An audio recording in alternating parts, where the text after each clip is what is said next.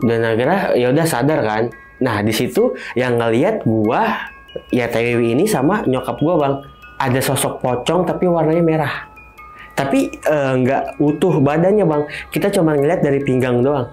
Tapi dia menjulang ke atas bang, ngelewatin pohon.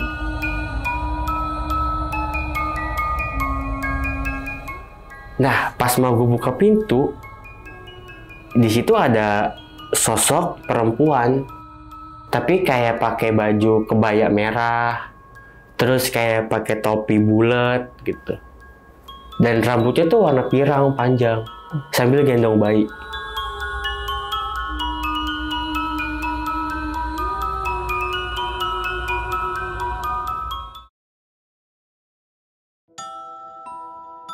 Assalamualaikum warahmatullahi wabarakatuh. Balik lagi di channel Kisah Tengah Malam bersama gue Viko Fugara. Seperti biasa, malam kali ini gue udah kedatangan narasumber nih yang ingin berbagi kisah horornya ketika beliau menempati rumah di daerah Jakarta Timur. Ya udah, di sebelah gue udah ada Bang Hamid. Selamat malam Bang Hamid. Malam bang. Gimana nih kabarnya nih Bang? Alhamdulillah Be. Alhamdulillah. Itu di Jakarta Timur ya Bang ya? Iya. Tempatnya di mananya sih? Di daerah Kampung Rambutan. Kampung Rambutan? Iya. Oke. Di sana rumah tinggal sendiri atau sama orang tua bagaimana? Ada 5 orang. Nyokap, ya sama teteh, abang juga. Oke, berarti lumayan rame lah ya. Iya. Di sana dari tahun berapa Bang? Awal nempatin itu 2012. 2012? Iya. Sampai? Enggak, kita cuma bertahan sampai 2 bulan. Oke, 2 bulan pindah ya. Iya. Oh, berarti itu di situ nggak lama lah ya. Iya, nggak lama. Oke. Dan yang ngalamin kejadian-kejadian horor ini bukan cuma abang berarti? Bukan, sekeluarga. Sekeluarga? Iya. Ngalamin semua tuh? Semuanya ngalamin. Buset. Serem juga berarti ya? Bener. Tapi warga-warga sekitar udah pada tahu nggak sih kalau? Tahu semua. Oh, udah terkenal berarti semua. ini ya? Iya. Oke. Nah, bagi kalian nih yang penasaran dengan ceritanya Bang Hamid, tonton terus sampai habis, jangan di skip-skip. Dan gue mau ngasih tahu nih buat kalian yang punya pengalaman horor atau cerita-cerita mistis yang menarik, bisa langsung klik link yang ada di deskripsi di bawah ini. Dan kalian bakal cerita di channel Kisah Tengah Malam. Dan satu lagi, bagi kalian yang udah nonton tapi belum subscribe, klik tombol subscribe sekarang agar kita makin semangat memberikan asupan-asupan horor ke kalian. Oke, nggak usah lama-lama lagi. Kisah Tengah Malam dimulai.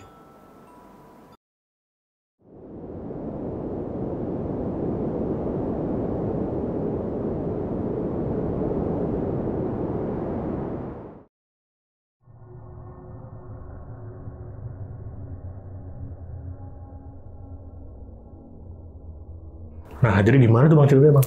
Jadi gini bang, tahun 2012 itu bokap gue meninggal.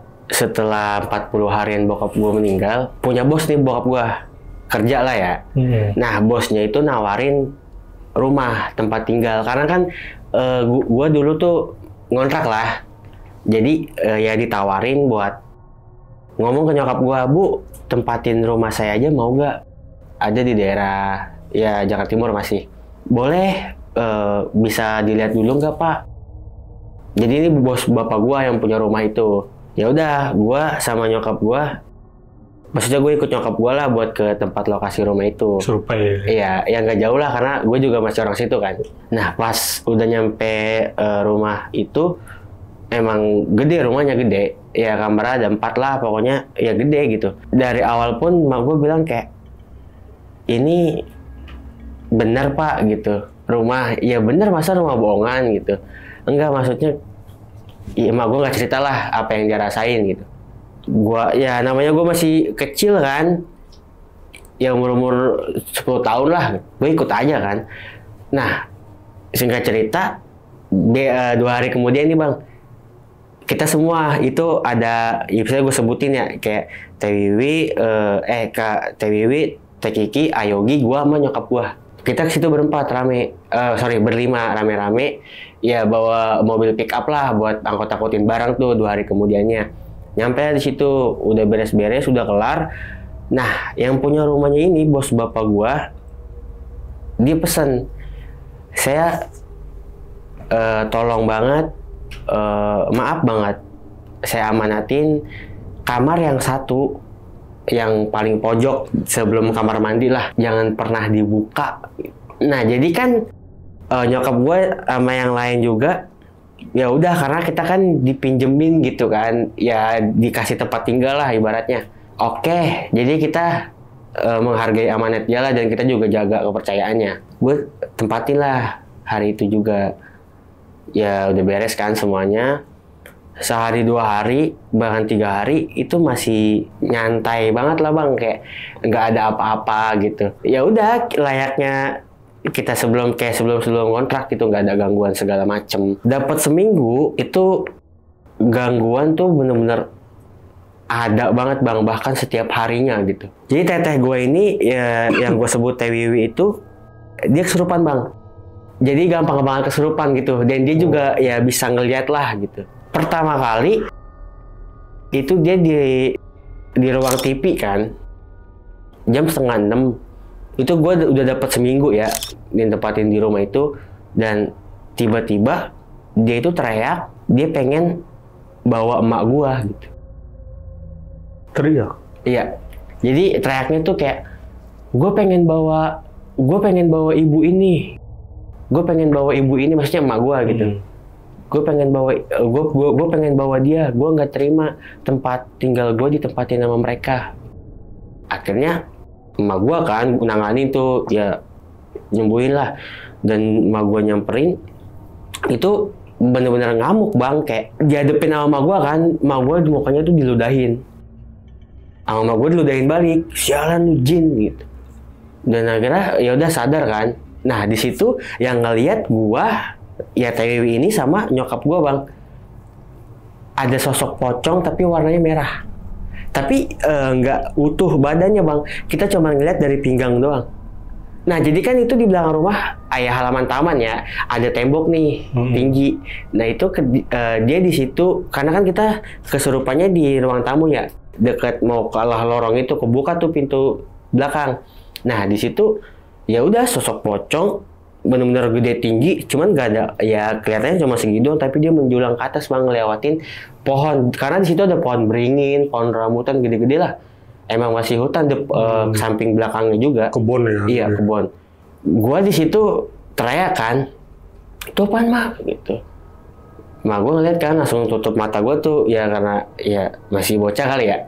Empok gua nih kayak ngelawan gitu bang, malah buat nyamperin. Dan di situ ditarik sama nyokap gua, udah kan sadar lah di situ. Malamnya nih ada lagi, kamar kan 3 ya bang. Ya ini ruang tamu misalnya, ruang tamu, terus di sebelah kanan ada kamar, sampingnya kamar lagi, terus masuk di ruang tengah itu ya ruang makan lah, sebelah kirinya ada kamar lagi tuh 2. Nah di pojoknya itu nggak boleh dibuka. Jadi kayak 2-2 gitulah kamarnya. Kita selalu ngumpul di ruang tamu nih kalau setiap malam kan, karena emang bener-bener merinding banget gitu ya, serem banget lah ngumpul nih kita. Empok gue ini yang Wiwi kesurupan lagi tuh bang. Jadi kata nyokap gue, udah pak nggak usah diturutin gitu, lawan aja lawan. Dan dia tuh kesurupannya kayak tinggalin tempat ini gitu, tinggalin tempat ini atau salah satu keluarga kalian ada yang jadi tumbal gitu. Tumbal? Iya, empok gue yang kesurupannya gitu. Langsung dong nyokap gue bilang, gue nggak takut gitu, yang gue takutin cuman Allah Subhanahu Wa Taala gitu, kata nyokap gue. Siapapun yang di dunia ini gue nggak ada yang gue takutin gitu, lu mau ngancam segala macem. Nyokap gue sebenarnya udah tahu, cuman nggak bilang ke anak-anaknya lah kalau bakal ada kejadian gimana-gimana gitu. Jadi dirasain aja, dan anak-anaknya juga kan yang kena gitu jadinya. Di situ udah disadarin tuh sama nyokap gua. Yang anehnya itu kisaran jam 10 malam ngumpul semua nih di sofa lah ya kan, depan TV. Itu ada suara kayak bayi nangis. Karena itu rumah ya kalau menurut gua pada zamannya itu masih sepi banget ya bang. Masih sepi ya 2012 gitu kan, jarang lah karena emang kanan kiri tuh kebon banget, dan itu rumah emang sendiri doang situ, yang lain tuh kayak jajar gitu. Jadi bayi siapa ini kan, makin kenceng tuh bang, kenceng banget, makin kenceng. Dan emak gue nyamperin ke kamar karena suara bayinya tuh ada di kamar itu bang. Nah, pas mau gue buka pintu, di situ ada sosok perempuan, tapi kayak pakai baju kebaya merah, terus kayak pakai topi bulat gitu. Dan rambutnya tuh warna pirang panjang, sambil gendong bayi. Sama nyokap gue kan disamperin, siapa kamu gitu. Dia nggak ngomong. Ya ini nyokap gue cerita ke anak-anaknya kan. Dan sama nyokap gue disamperin, pas ketika ditanya, ya itu nggak jawab sama sekali kan. Diem aja gitu. Iya, ditanya lagi kedua kalinya, kayak kamu siapa gitu. Maksudnya nyokap gue kaget kan, karena yang nggak ada lagi selain keluarganya. Dia jalan tuh keluar pintu bang, maksudnya keluar kamar, ke arah kamar mandi belakang. Sama nyokap gue diikutin, itu nggak ada sama sekali, dia nggak tahu kemana. Karena kan belakang rumah itu kan ya kayak taman lah ya bang, ada kolam ikan, terus tempat jemuran lah, dan itu tembok tinggi. Si sosok itu nggak ketahuan kemananya gitu. Hilang gitu aja berarti. Iya. Lari lah tuh nyokap gua ke ruang tamu. Kenapa? Cerita lah di situ. Nah, singkat cerita, besok nih nyokap gua kan kerja ya. Ya dari jam 8 sampai jam 4 sore lah gawe tiap harinya. Minggu doang di rumah. Berangkat nih gawe. Jam 8. Abang gua gawe, empok gue yang satunya gawe. Jadi gue di rumah sama empok gue yang sering kesurupan ini bang. Di situ kan gue berdua ya. Dia tuh bener-bener apa ya, serem banget gitu. Dibilang kesurupan enggak, ya sadar iya gitu. Kelakuannya aneh banget empok gue ini yang sering kesurupan. Tuh ada, lu mau kemana? Jadi kan pagi nih ya, jam 9-an lah. Gue mau kamar mandi kan. Nah di situ empok gue bilang kayak, lu mau kemana kamar mandi? Ada emak gitu. Lah, emak. Pas gue samperin ke dapur bang, bener ada yang mandi. Ada yang mandi? Iya, gue lari dong ke depan. Kan mau kerja gitu. Iya ya, kata empok gue gitu. Coba balik lagi, gue berdua balik lagi tuh bang. Nggak ada bang. Jadi pintu kamar mandi kebuka, air kamar mandi tuh berantakan ya, pada ember pada tumpah, gayung pada jatuh gitu. Nah pas gue keluar dari kamar mandi, itu di atas pintu itu ada rambut bang. Jadi bukan selai ya, banyak rambut jatuh. Depan gua. Nah disitulah gua lemes kan, langsung kaget gitu, rambut siapa ini? Gua ngeliat-liat, emang gua nggak ngeliat sosoknya gitu. Dan di situ pas banget gua ngeliat, setelah gua ngeliat rambut, empok gua kesurupan bang. Gua bingung dong. Akhirnya gua lari, gua keluar manggil warga tuh. Nggak ada yang berani bang satupun ke dalam rumah itu. Gua bertanya-tanya kan, kok kenapa nggak berani sih pak, bu gitu. Ya kita nggak bisa ceritain, nanti juga tahu sendiri, malah begitu bang. Jadi dia nggak mau cerita gitu, saking takutnya mungkin ya. Dan ya udah gua akhirnya balik, gua nyampe rumah tuh, ya empok gua udah sadar sendiri gitu. Itu kisaran dohor ya bang ya, abis dohor nih. Jadi gua berdua kan sama empok gua di ruang TV lah, depan TV. Sama gua balik nih, padahal balik jam 4. Jadi jam setengah satuan. Assalamualaikum. Gue nengok, emang mak gue gitu. Iya bajunya yang dipakai mak gue, kerudung semuanya. Udah pulang mak, nggak ngomong. Masuk tuh ke dalam. Gue samperin kan. Dia di ruang makan lah, lagi naruh apa gitu tuh masih ada. Lah kok mah udah pulang sih tumben, gue ngomong sama empok gue tuh. Nah terus gue balik ke ruang tamu, gue balik lagi tuh sama empok gue. Coba lihat lagi ya, biasanya jam 4 pulang. Ya gue geledah kamar, gak ada bang nyokap gue gitu. Jadi nyerupain gitu. Nyerupain nyokap gue lah. Di itu gue udah dapet ya 10 hari lah ya. Akhirnya sore nih, sama gue balik lah. Gue cerita segala macem apa yang tadi kejadian.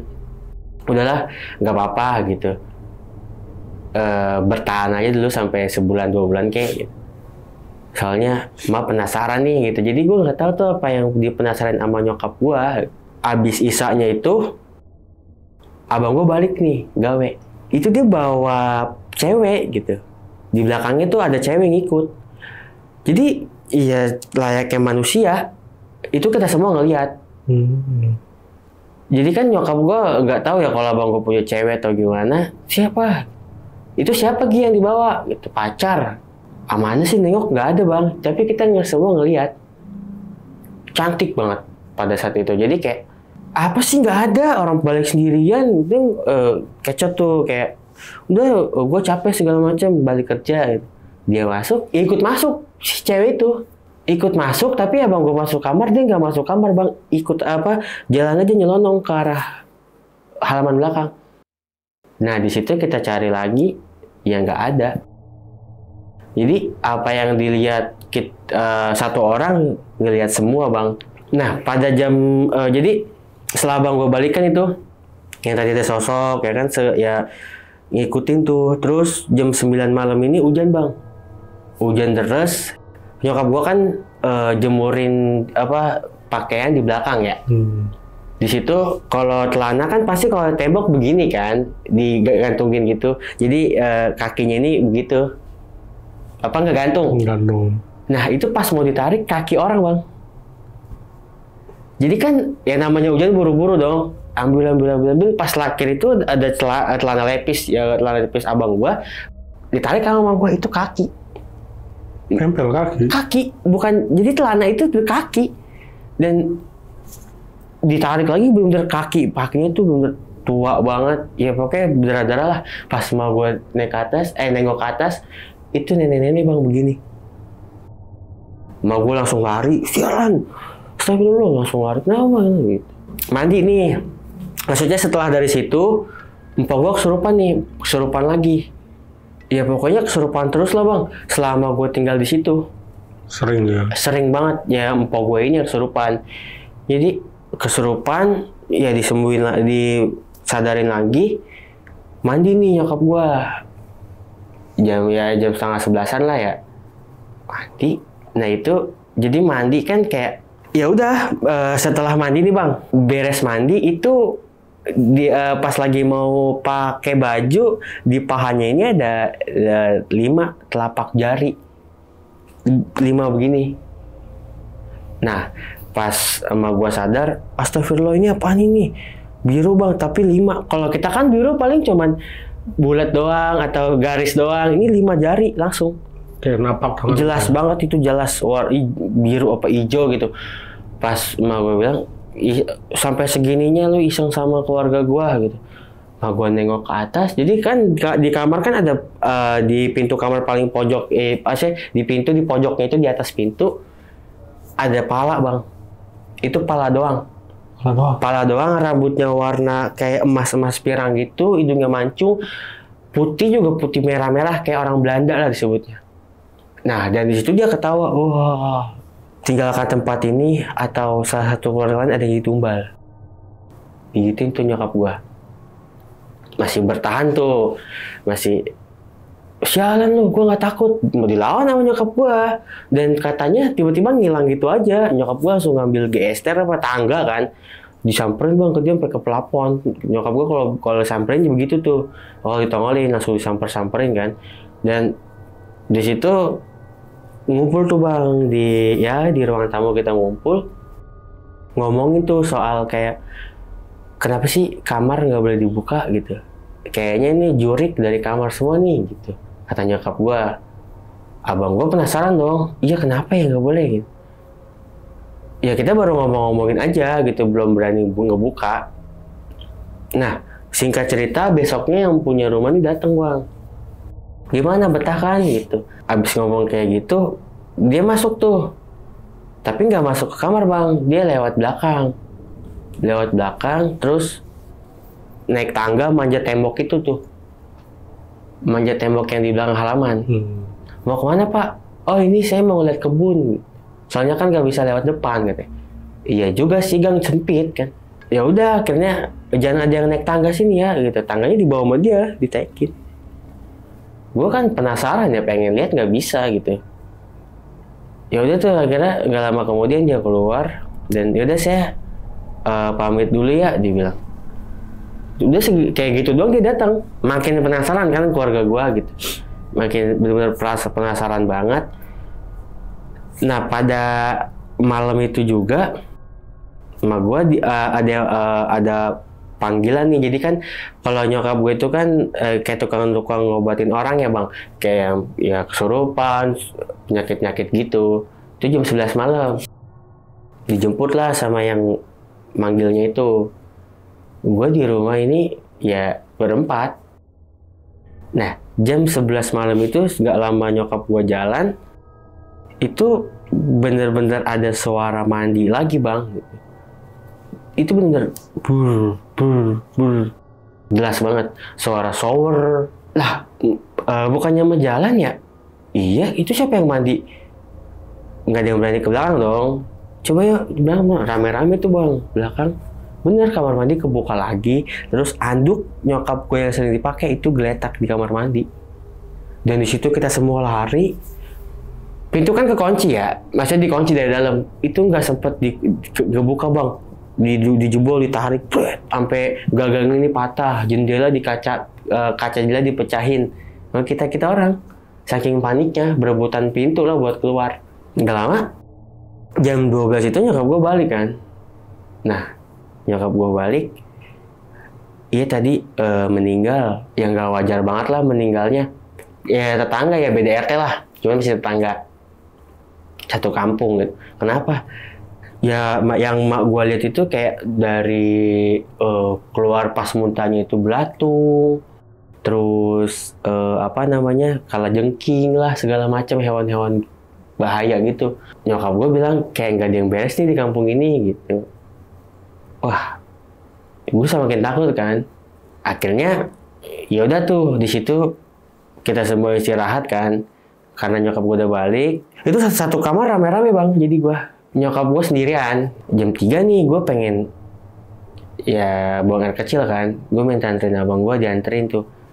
Nah pas gue habis dari gue udah di kamar mandi kan, bak mandi ya bang ya, bak mandi. Gue mau ngambil gayung, itu ada tangan. Jadi ya bak mandi, gue mau ngambil gayung, jadi dia megang gayung juga. Tangan itu bener-bener hitam gede banget. Dan akhirnya gue teriak, gue pingsan tuh nggak sadar, digotong sama abang gue. Jadi pas gue mau ngambil dia begini gitu, cepat banget. Wah, gue langsung teriak spontan. Gue pingsan, gue digotong kamar, semuanya bangun tuh keluarga gue. Besoknya gue sakit tuh bang, sakit parah gue seminggu. Ditinggal dong, nyokap gue kerja, abang gue, empok gue kerja, empok gue yang sering kesurupan bang.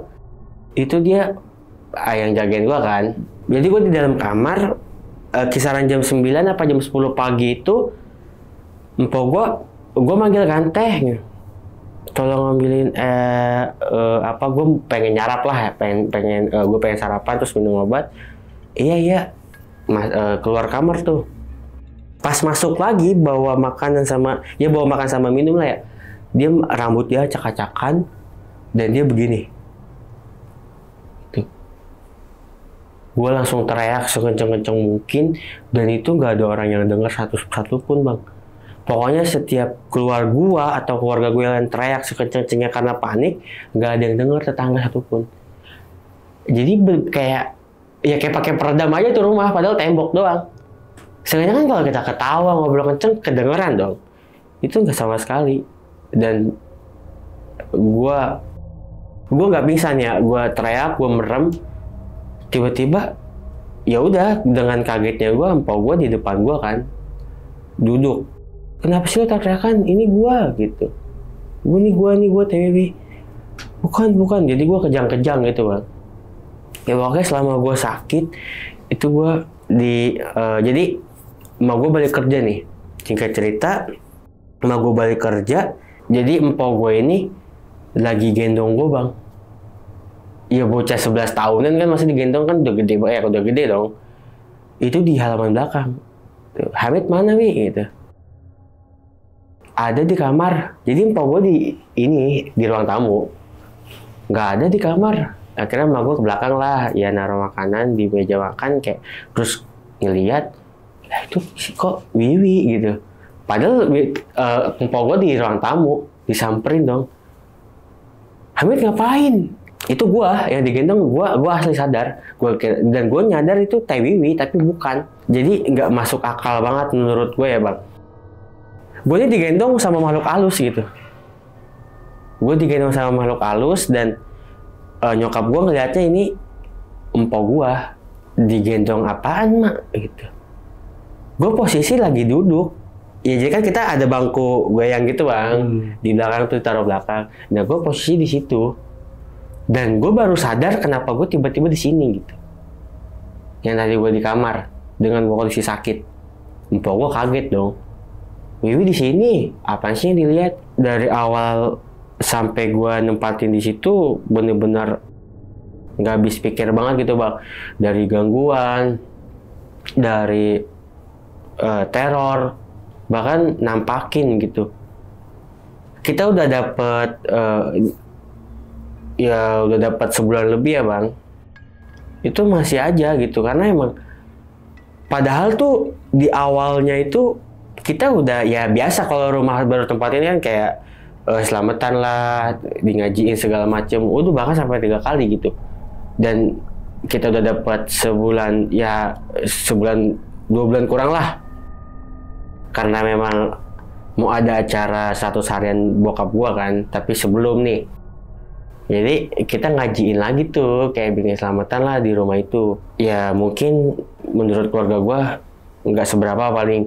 Ternyata setelah dari selesai kayak selamatan gitu, kebesokannya ini benar-benar tambah parah banget gangguannya itu.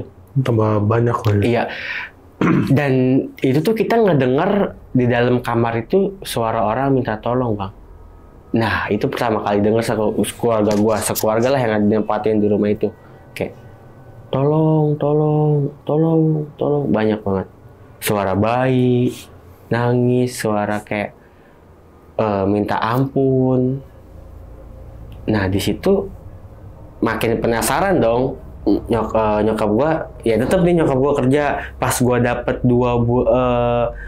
sebulan 4 minggu itu kan ya mau 2 bulan ya, nyokap gua ngambil cuti nih 3 hari lah. Jadi Jumat Sabtu Kamis Jumat Sabtu itu malam Jumat gua ngobrol nih, ya diskusi lah, ngobrol, coba yuk penasaran nih gitu. Soalnya emang kayaknya dari kamar itu kita banyak gangguan segala macem. Dan bahkan selama gua tinggal di situ ada bang 6 atau 8 orang yang meninggal orang situ. Dan isu-isunya tuh beredar kayak apa ya, nggak wajar gitu, meninggal dalam keadaan nggak wajar. Cuma kan kita nggak mau ikut campur ya kan, kenapa-kenapanya gitu, nggak mau cari tahu lah. Ya memang udah takdir juga. Jadi pada malam Jumat itu sebulan 4 minggu pas banget. Udah yuk, mak gue ngajakin nih kayak buka kamar itu. Abang gue nggak sabaran kan. Jadi nungguin abang gue balik nih. Abang gue nyampe rumah jam 9 malam. Enggak istirahat dulu, nggak ngapa-ngapain, langsung tuh kayak nyamperin ke kamar itu. Kita semua awalnya diketok-ketok tuh. Nah diketok sekali, itu ada suara orang bang, kayak gitu, bergema suaranya dan serem banget. Ya memang suara kayak bukan suara orang sih, geremannya tuh. Jadi diketok lagi nggak dijawab, ketok lagi nggak dijawab. Abang gue penasaran kan, dia mundur sambil lari dobrak itu pintu, dan pas kebuka itu ada satu paranormal bang di dalam itu. Orang tapi? Orang. Dibilang tua banget enggak, muda juga enggak. Ya kisaran umur 50 lah. Rambutnya ya kayak pakai blangkon, rambutnya panjang, gimbal gitu ya. Keriting kali ya, gue nggak tahu, nggak perhatiin. Di situ gue diamanin kan sama nyokap gue, Ki jagain, bilang ke mbak gue satunya, iya jangan kesini. Di situ gue sempet ngeliat ada 3 jenazah bang, merinding. 3 jenazah berjejer, yang satu bayi, satu dewasa, satu tuh orang tua. Ya itu gue nggak tahu jenazah baru atau lama, ya intinya kotor dan bau banget. Selama kita di situ nggak kecium keluar gitu bang, nggak kecium di rumah itu. Ketika kita tak masuk itu benar-benar bau banget. Dan di setiap jenazah itu ditacepin kayak keris kecil sama bunga-bunga, kembang-kembang lah segala macem. Dan banyak banget foto-foto orang di situ bang. Foto-foto orang? Iya, gue nggak kenal ya foto siapanya. Yang gue lihat tuh banyak banget foto dengan berbagai, ada perempuan lah segala macem, laki lah, anak kecil lah gitu. Wah, di situ benar-benar selain kaget, kita juga ngelihat langsung kan. Abang gua nih langsung kesel. Dan diselidiki sama abang gua, ternyata di kamar itu dibobol, dibikin pintu bang. Ada pintu lain? Ada pintu yang menembus ke belakang. Jadi di samping itu kan kebon. Dan emang gak bisa lewat juga bang. Gangnya itu sempit banget. Belakangnya udah kebon banget lah pokoknya. Ibarat rumah gue paling ujung ya, udah kebon nih gitu. Ibarat, jadi kayak dia tuh di samping rumah itu ada pemakaman, tapi bukan umum. Ya kalau makam keluarga, gue nggak tahu lah punya keluarga siapa dan itu makam siapa kan, dan nggak tahu tanah siapa. Ternyata itu makam kayak masih punya keluarganya bos bapak gue ini yang punya rumah. Dan di situ dia tuh nggak diem ya, tapi ngamuk, ngelempar pasir ke keluarga gue gitu, ke abang gue, ke arahnya, ke mata abang gue. Lu jangan berani-beraninya sama gue ya, mati lu gitu. Emak gue langsung nyebut, nggak bakal mempan lu mau numbalin anak gue, nggak mempan sama sekali. Iris kuping gue kan, emak gue. Lu nggak tahu gue siapa gitu kan, dia kesel mungkin, gue nggak tahu gue orang mana. Di situ tuh bener-bener abang gue ya berantem fisik bang, karena memang abang gue tuh pengen, yang gue nggak tahu, dia pengen mukulin dan pengen nyeret juga, kasih ke RT RW mungkin kan. Nah abang gue tuh di situ palanya ini bocor bang, dia didorong dan diiniin pakai keris ke sini, kan dijahit abang gue belakangnya. Nah, sama gue di situ gue nggak tahu kayak kesetanan, bener-bener emosi banget. Itu yang gue lihat pakai mata kepala gue sendiri. Si dukunnya ini dipegang, ditarik, dibanting bang, dibanting ke sesajen itu, dan itu keluar asap ngebul. Nah, yang tengah ini jenazahnya hidup bang, itu orang jadinya. Yang dua ini mayat, yang satu orang kelibet-libetin pakai ini. Apa sih, kain kapan ya? Itu orang hidup. Dibangunin sama nyokap gua. Ini mayat apa bukan? Saya masih hidup bu. Kenapa kayak gini? Bertahun-tahun saya di sini gitu. Jadi ya gua nggak tahu dengan cara kayak gimana dia buat tumbalin orang-orang. Mungkin yang orang ini buat ngesalurin ya, numbal kali ya dengan orang satu itu gitu ya. Gue nggak ngerti dah pokoknya. Dan cerita dukunnya ini mau kabur lewat pintu belakang kan, sama mpok gue nih, Teh Wiwi, kayak ditarik tuh, lu ngapain? Dan akhirnya abang gue tuh tetep berdarah palanya di situ, kayak ditangkap, diikat.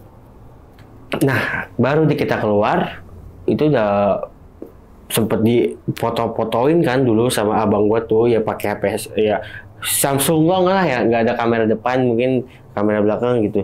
Dan di situ diseret sama nyokap gua, sama abang gua juga. Baru warga pada kayak, ternyata selama ini yang ada juga yang anaknya mati, meninggal, ya yang keluarganya meninggal. Ternyata selama ini gitu. Akhirnya semua warga di situ, ya mungkin satu RT itu bisa gue bilang kayak rame banget pada masuk rumah itu. Dan di situ ada yang punya jenazahnya juga bang, masih keluarga. Yang keluarga jenazahnya itu? Iya, masih keluarga. Dan ternyata tetangga situ ya masih keluarga sama ya bosnya itu juga. Tuh. Dan dia nggak tahu sama sekali gitu. Dan nggak tahu juga kalau jenazah itu diambil dari kuburan, karena emang masih dirapiin lagi. Nah di situ baru panggil RT RW, sempet digebukin tapi dipisahin. Karena kita jangan apa sih, main fisik lah gitu. Ya mau diapain lagi, dia udah ngebunuh orang Pak, segala macam, rame banget Bang, bakar aja, bakar gitu. Wah bener-bener rame banget, dan akhirnya dibawa tuh sama RT RW setempat situ. Udah tuh Bang, dari situ gue nggak tahu lagi kisahnya kan, maksudnya gue nggak tahu lagi gimana ke depannya. Gue tahu dengar kabar aja gitu. Paginya, jadi kan si dukun ini udah diseret ya. Gue nggak tahu diurusin sama RT RW itu, gue nggak tahu dia bawa ke polsek atau gimana, nggak tahu ke polisian gimana. Gue paginya cabut tuh, kemasin barang semua. Gue balik lagi ke Banten, kampung. Nah di situ terakhir kali itu gue masih diikutin Bang, diikutin sama ya sosok itu gitu. Dan maksudnya sosok yang wanita yang pakai gaun merah ini. Di situ kayak, lu ngapain? Gue mau ke Banten, lu mau mati ikut gue ke Banten gitu. Udah tuh cabut, kita udah nyampe situ, ya gue balik, ya ibaratnya balik ke kampung halaman lah ya. Nggak ada, ya alhamdulillah tuh kita di situ udah kayak nggak ada gangguan lagi dan segala macem lah. Ya udah aman, dan abang gue juga sempat abang gue kayak dibawa ke rumah sakit juga. Sekalian lewat kan, dan dijahit lah segala macem. Beberapa hari kemudian itu ada warga dari situ kayak ngabarin kan, ini yang punya rumah ini ternyata dia punya usaha kayak pakai pakaian gitulah, produk-produk baju brand segala macam atau gimana ya, gue nggak tahu, tekstil lah gitu. Dan di situ dia tiap bulannya itu buat kayak numbalin orang warga setempat gitu. Si bos yang punya rumah itu. Iya, dan dia pada tahun itu, pada zamannya ketangkep tuh Bang. Si bosnya nih? Iya, ketangkep, dibawa sama pihak polisi. Terus semua dia ada 6 usaha. Ya toko lah, 6 toko bercabang. Itu disegel semuanya Bang. Dan yang jadi dukunya juga dibawa juga kepolisian. Jadi setelah dikabarin kayak gitu, balik dong. Maksudnya gue sama nyokap gue berdua ke Jakarta lagi nih, kayak buat minta berkas-berkas bokap gue lah, karena kan masih di dia kan, berkas kerja di situ. Ternyata selama ini bokap gue kerja di pesugihan gitu kan, disebut pantesan gajinya gede banget gitu. Padahal cuma jaga toko Bang. Ternyata emang tokonya mungkin ngelakuin pesugihan itu kan? Iya, dan selama bokap gua kerja tuh nggak tahu kalau yang nggak mungkin juga tahu kan, karena siapapun orang yang melakukan itu nggak mungkin banyak orang tahu lah pastinya. Benar. Dan paling 1, 2 atau 3 orang terdekat gitu. Dirahasiakan. Iya. Jadi ya udah, dari kejadian itu kayak kita nih buat nyari rumah lagi juga lihat-lihat gitu. Dan sekarang udah lama juga sih pindah di Jakarta sampai sekarang gitu. Jadi gue balik ke Jakarta tuh 2015 sampai sekarang. Semenjak itu sebelumnya di Banten lah ya? Iya, emang di situ, iya. Oke. Nah, berarti kan tadi kan bosnya almarhum bokap ngasih tempat lah ya buat dia. Sebelumnya emang sepi, nggak ada yang nempatin, apa emang ada yang nempatin sebelum abang? Nggak ada. Nggak ada? Iya. Sepi aja tuh gitu? Sepi, ya itu ya bertahun-tahun emang nggak ada yang nempatin Bang rumah itu. Cuman bagus, rapi. Ada perabotan lah. Iya gitu. Banyak, kayak ada kulkas segala macem. Jadi dia tuh yang ngurus di situ tiap harinya, mungkin bolak-balik ya. Ya karena memang ada itu gitu. Oke. Nah tadi kan sempet gue yang penasaran tuh ada 3 jenazah Bang ya. Dan tapi ternyata satunya masih hidup. Hidup, itu orang. Nah itu kan pas hidup itu kelanjutannya gimana tuh? Pas habis si dukun dibawa kan sama warga. Nah yang hidup itu apakah orang situ? Apa orang situ? Orang warga situ. Nah jadi yang mayat, sorry ya bukan mayat. Orang itu dia diancem. Diancam sama si karena kan dia anak perantau nih Bang, orang rantauan. Oke. Bukan asli pribumi Jakarta ya, orang situlah setempat.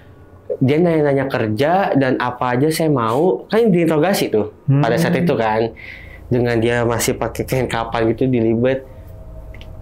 Awalnya dia nanya kerjaan nih, apa aja saya mau, ya ke bos nyokap bokap gue ini. Oh, dia bilang ke bos. Ada kok.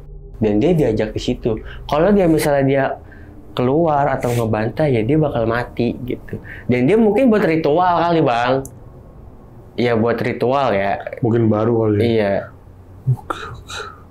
Nah, yang kedua ini berarti kan apa yang duanya ini mayat berarti ya? Mayat asli. Dan itu ada keluarganya? Ada keluarganya. Dan ternyata masih keluarga yang punya rumah itu. Gimana yang ternyata masih satu keluarga sama yang punya? Iya. Dan keluarganya itu yang maksudnya yang mayatnya ini masih satu keluarga sama, maksudnya saudara nama yang punya rumah. Dan itu nggak tahu kalau yang punya rumahnya ini saudaranya ngelakuin kayak gitu selama ini gitu. Oke. Nggak ada yang tahu sama sekali. Tapi yang tadi yang tetangganya bilang itu ada keluarganya juga itu anaknya apa?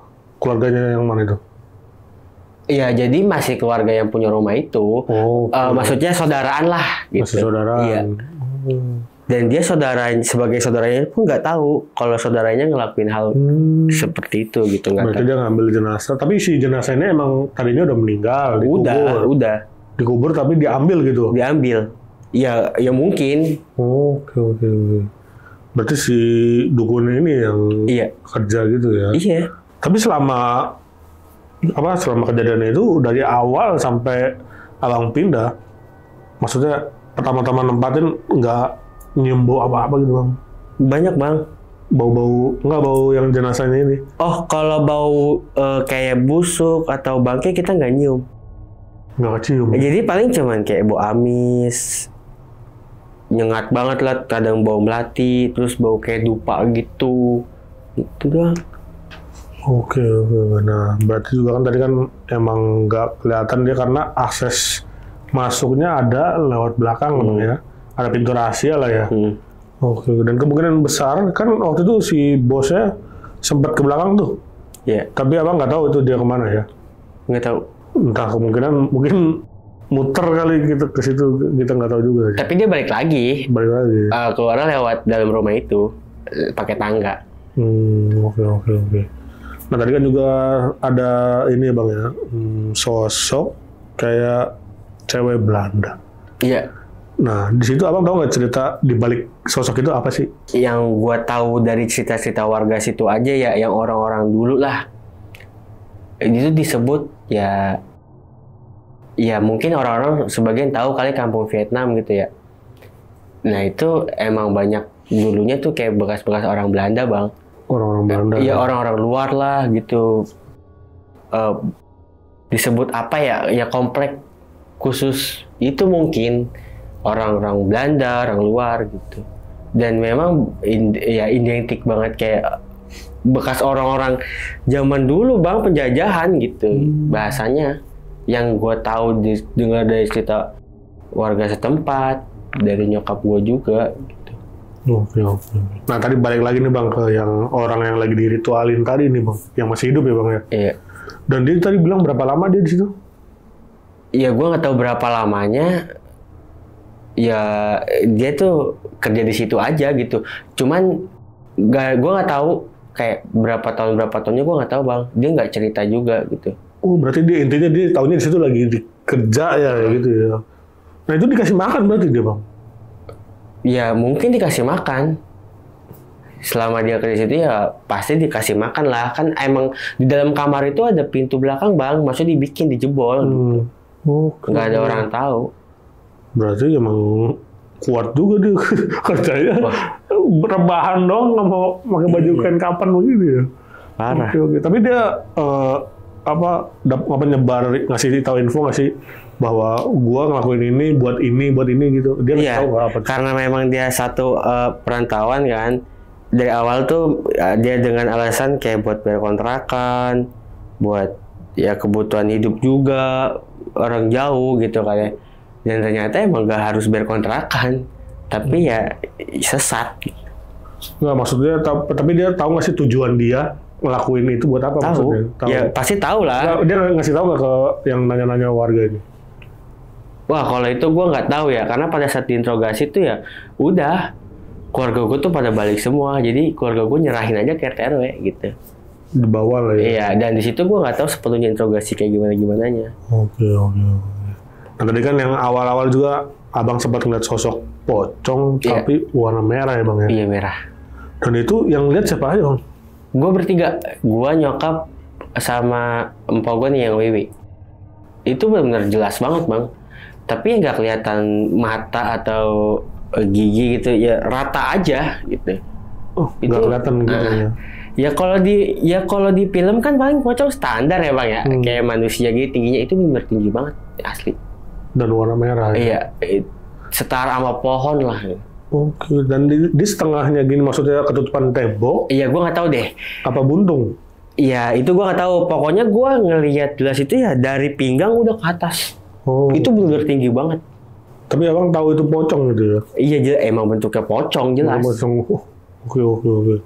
Nah tadi nih yang bikin kaget juga kan yang ibunya narik celana, Kaki, tahu-tahu. ternyata kaki, dan itu sosok nenek-nenek. Iya. Nah di balik cerita itu ada apa bang? Maksudnya di balik sosok itu pernah ada kejadian apa sih? Jadi di tempat itu, di rumah itu tuh dulunya satu keluarga meninggal di situ bang. Ada ibu, ada suami istri, ada 3 anak kecil, ada nenek kakeknya juga. Tuh, dulu zaman dulu gitu. Karena kan ya orang ada sesepuh situ juga kan yang suka menceritakan. Jadi ya dia tetap di situ bang. Dan nggak ada yang boleh nempatin gitu. Ya mungkin kalau dukun atau buat ritual kayak gitu emang temennya bang. Iya kan? Beda sama kita yang normal gitu. Oke. Berarti menurut info yang abang dapat emang semenjak dulu ya si sosok ini pernah hidup. Iya. Dan dia meninggal sekeluarga di situ. Tapi pernah tahu nggak itu maksudnya dulu meninggal sekeluarga itu kenapa, gara-gara apa sih? Kalau itu gue nggak tahu ya bang. Dia meninggal kayak kenapanya ya nggak tahu gitu. Oke. Cuman tahu aja kayak dengar cerita ini bekas sekeluarga meninggal di sini gitu. Oke. Nah tadi juga kan si warga sekitar katanya abang sempat nanya ya, ini sebenarnya ada apa sih di sini? Terus kata warga nanti juga tahu nih gini. Nah berarti warga udah tahu dong kalau ternyata ini buat namanya ritual gini-gini lah. Kalau buat ritual nggak ada yang tahu sama sekali bang. Jadi warga ini tahu kalau rumah itu angker. Oh, taunya angker. Iya. Bahkan sekali kita lewat depan rumah itu aja, yaitu ada yang selibetan lewat, ada yang nongol di jendela, ada suara ketok-ketok. Jadi yaitu yang buat warga takut. Jadi lewat depan rumah itu ada suara nangis, ada suara ketawa. Oke, berarti emang udah terkenal berarti. Iya, benar-benar angker banget, dan makanya warga situ kaget. Gua sekeluarga nempatin di situ, dan nggak ada yang berani juga. Nah, respon warga tuh pas ketahuan abang nangkap si dukun ini gimana tuh bang? Respon warga tuh pada kesel apa gitu? Iya, mungkin satu kaget, 2 kesel kali ya, dan ternyata ini nih yang bikin pada mati nggak wajar gitu. Ya soalnya emang banyak banget bang, kayak ada yang rumahnya kayak dilemparin pasir, target mungkin ya, suara dentuman, bahkan ada hewan-hewan ular sekalipun, itu ular emas gitu. Banyak yang aneh-aneh berarti. Iya. Oh, jadi warga mungkin nebaknya sih dia gitu. Dari sumber sini. Iya. Oke. Oke, sekian nih cerita dari Bang Hamid untuk malam kali ini. Terima kasih banyak nih. Siap, sama-sama bang. Udah berbagi kisahnya di Kisah Tengah Malam. Bagaimana pendapat kalian? Tulis di kolom komentar. Dan gue mau ngingetin lagi nih, bagi kalian yang punya cerita atau pengalaman-pengalaman horor yang ingin berbagi kisahnya di Kisah Tengah Malam, bisa langsung klik link yang ada di deskripsi di bawah ini. Yaudah, segitu dulu. Gua Viko pamit undur diri dan Bang Hamid juga pamit undur diri. Wassalamualaikum warahmatullahi wabarakatuh.